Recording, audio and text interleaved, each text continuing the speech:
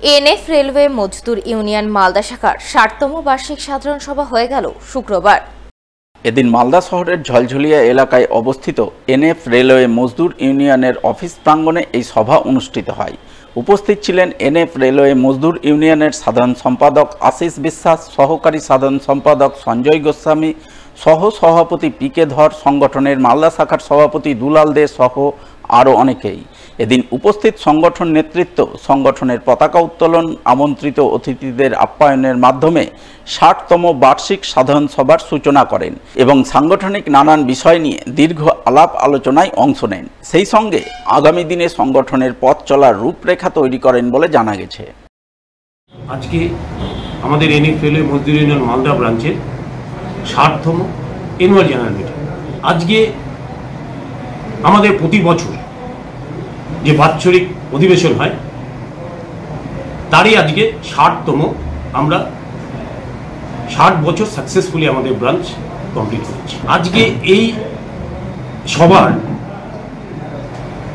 বিশেষ একটি আনন্দের আমাদের সংগঠনের কাজকর্ম এবং আমাদের সংগঠনের অ্যাচিভমেন্ট দেখে আমাদের এনএফ রেলের আরেকটি সংগঠন আছে, তারা এনএফ রেলওয়ে এমপ্লয়ি ইউনিয়নের থেকে আমাদের এনএফ রেলওয়ে মজদুর ইউনিয়নের সদস্য পদ আজকে গ্রহণ করে।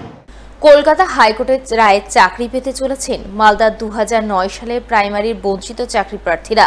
আর এই চাকরি পাওয়ার আন্দোলনে চাকরি প্রার্থীরা পাশে পেয়েছিলেন বিজেপির উত্তর মালদার বিদায়ী সাংসদ খগেন মুর্মুকে। তাই প্রাইমারি ২০০৯ সংগঠনভুক্ত ছেলে মেয়েদের পক্ষ থেকে শুক্রবার সংবর্ধনা জানানো হলো বিদায়ী সাংসদকে।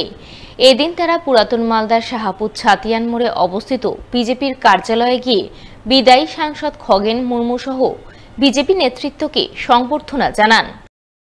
মালদা প্রাইমারি ২০০৯ সংগঠনের সদস্য আমরা দীর্ঘ সেই বছরের লড়াই, এই লড়াইয়ে আমাদের যখন প্যানেল জেলার বুকে হচ্ছে না, সেই মুহূর্তে আমরা কোর্টের অর্ডার পাওয়ার পরেও অনশন করি প্রশাসনিক ভবনের সামনে দিয়ে। কিন্তু সময়ের সাথে জল গড়িয়েছে, আমরা প্যানেলটাকেও প্রকাশ করিয়েছি এবং এবার আবার পুনরায় হাইকোর্ট থেকে আমরা সাংগঠনিকভাবে যত মামলাকারী বঞ্চিত ছিলাম তাদেরও চাকরিটাকে আদায় করাতে পেরেছি। তাই আমরা আজকে ওনার কাছে এসেছি, উনি যেভাবে আমাদের জন্য সময় দিয়েছিলেন আগামীতেও যেন আমরা এই সমস্ত অধিকার বুঝে পাই এবং যারা আমাদের পাশে ছিলেন প্রত্যেকের দ্বারা দ্বারা এইভাবেই আমরা গিয়ে গিয়ে সম্মান জ্ঞাপন করছি আমাদের সংগঠনের পক্ষ থেকে। আজকে মহামান্য যে কোর্ট আজকে তার রায় দিয়েছে তাদের অনুকূলে এবং সমস্ত প্যানেল অনুযায়ী তাদেরকে চাকরি দিতে হবে। এটা আমি সেই জন্য মহামান্য কোর্টকে আমি ধন্যবাদ জানাচ্ছি, কৃতজ্ঞতা জানাচ্ছি যে আজকে তারা সঠিকভাবে তাদের জন্য এই যে একটা বিবেচনা করেছেন, সেই জন্য আমি কোর্টের প্রতি আমি অবশ্যই কৃতজ্ঞতা আমি জ্ঞাপন করব। এবং আজকে যারা বঞ্চিত হচ্ছিল এই বঞ্চনার বিরুদ্ধে যে আজকে মহামান্য হাইকোর্টের যে রায়, সেই রায়কে আমি এখানে আমি সাধুবাদ জানাচ্ছি।